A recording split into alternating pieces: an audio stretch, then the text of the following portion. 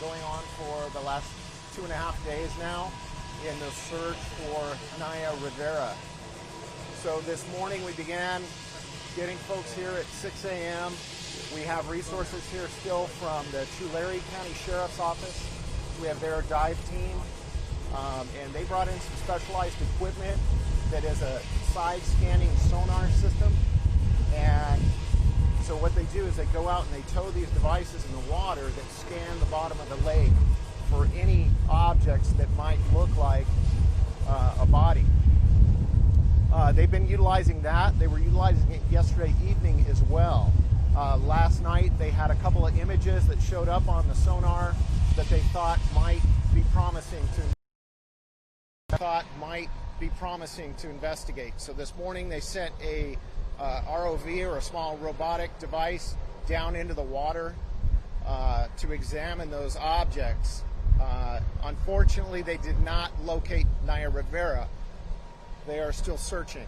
We have the Los Angeles County Sheriff's Department here as well with similar systems on their boat. They're also scanning the lake. We're putting as many assets as we can out there, as many personnel. The conditions are difficult. Again, the visibility in the water is 1 to 2 feet. So we're going to be putting a couple of short video clips on our Dropbox account. They'll be available on our Twitter feed shortly so people can kind of see what these devices look like and what the conditions look like in 30 to 35 feet of water where they were looking at these objects. It's very difficult conditions. We're still continuing the search, and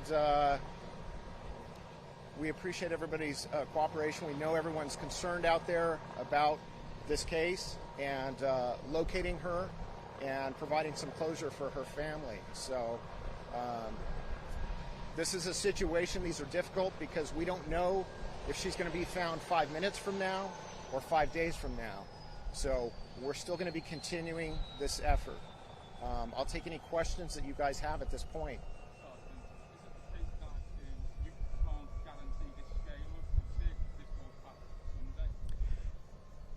Well, each day we're evaluating what areas have been searched and what areas still need to be searched. So the level of personnel and equipment here may vary over the next 2 days. Today we have approximately 40 personnel on this. We're not putting divers in the water at the same pace that we were on Wednesday evening or yesterday. We're using the sonar to identify specific objects. It's very effective. They get a really detailed image, and then they can go down and focus on specific things rather than putting divers in the water where they're literally feeling around because they can't see. So the sonar is a very effective tool, and we're using it as best we can given the conditions that are out there. So the primary focus in this search is the north side of the lake and the east side of the lake. Based on where the boat was found on Wednesday afternoon at 4 p.m. in the north side of the lake, an area called the Narrows, we believe because of the wind patterns and the currents that it may have drifted from the east side of the lake here. So anywhere between there and that north side is being searched very heavily.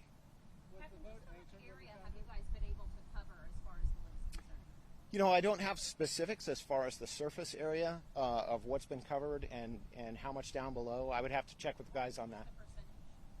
I don't have that. I'll have to check on that. What about the cadaver dog? How does that work? So the way it's explained to me is that the dog sniffs just above the water as the boat slowly travels through the lake, and that the dog can detect bubbles from gases given off by a body down below, and the dog will alert on those smells. They've been using the dog yesterday and today, and I'm not aware of the dog hitting on anything yet. Kevin, I don't know if has there been anything with that? Yeah, the idea is that if the dog does alert, if the dogs do alert, they would record the GPS coordinates of that location, and then they would put forth a dive team with either an ROV or a diver to go in and check that. But there were no canine hits or alerts that we're aware of. Any other questions? Yes, so the ROV is being utilized by the Tulare County Sheriff's Office. They have a crew out there on a boat, so they're using this the sonar systems to scan the bottom of the lake, and then if they identify any objects, they'll put the ROV down to get eyes on, so to speak, of that object. And unfortunately, the targets that they've marked so far and gone down and investigated have not been what we're looking for. So the search continues. Any contact with the family? Has there been a statement they've given or anything? I don't have a statement from the family. Our investigators have been in contact with the family since the beginning of this. We have a liaison with the family, working with them, and of course, they're going through an extremely difficult time, and we're trying to do everything we can to provide as much resources as we can and provide some closure for them.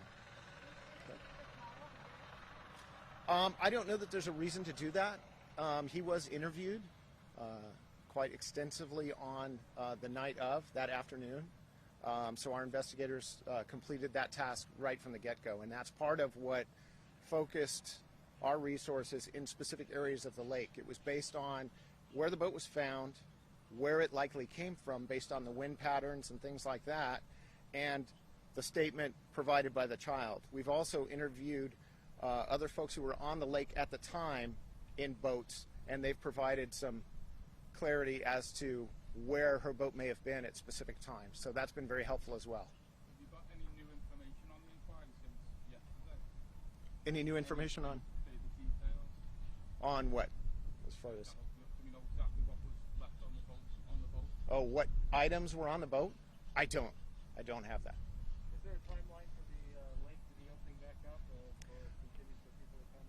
My understanding is as long as this operation is going on, the lake will remain closed to the public.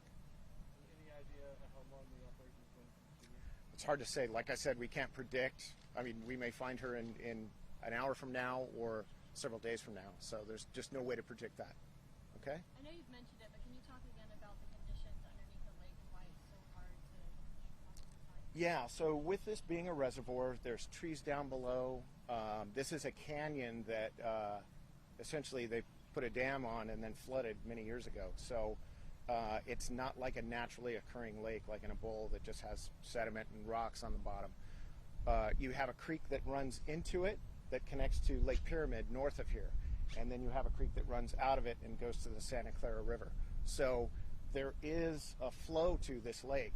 Every lake has a certain current. And then in the afternoons, you see how the wind builds up, comes up the canyon, so it pushes the surface water toward the back of the canyon, even though the flow of the creek is coming into the lake.